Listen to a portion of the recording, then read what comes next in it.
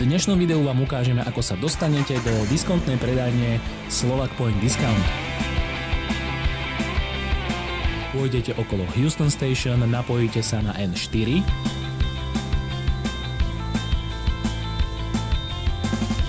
Na svetelnej križovatke zvolíte výjazd na Bally Fairmont.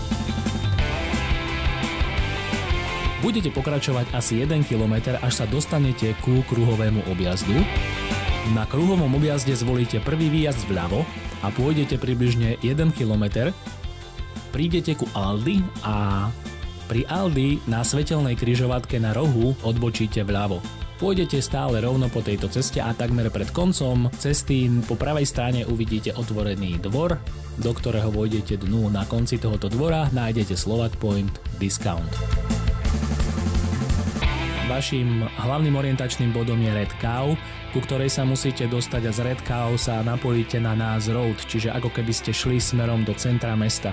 Po Naas Road pôjdete približne kilometer a pri McDonalde, ktorý uvidíte po ľavej strane, je tam aj svetelná križovatka, odbočíte vľavo na Kylemore Road a opäť prídete ku Aldi, tentoraz ale z druhej strany. Odbočíte vpravo, dostanete sa na Kylemore Way, pôjdete stále rovno. Pred koncom tejto cesty odbočíte vpravo do dvora a na konci dvora nájdete Slovak Point Discount.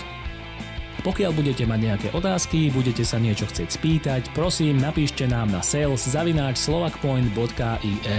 Otváracie hodiny v Slovak Point Discounte sú od 10. do 4. a to od pondelka do štvrtka. Tešíme sa na vašu návštevu.